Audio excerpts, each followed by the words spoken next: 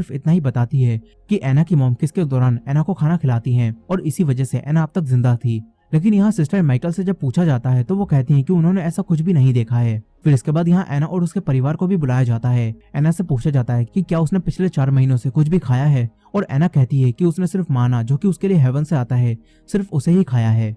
अब ये जानकर कमेटी एलिजाबेथ की बातों पर विश्वास नहीं करती और 2 दिन और एना पर नजर रखने के लिए कहती है। यहाँ अब बस 2 दिन ही बचे होते हैं और अगर एलिजाबेथ को एना को बचाना है तो इन 2 दिनों में ही कुछ करना होगा।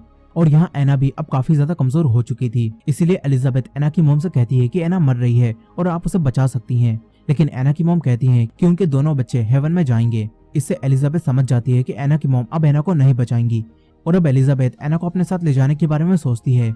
वो इस काम में उसी रिपोर्टर की मदद मांगती है।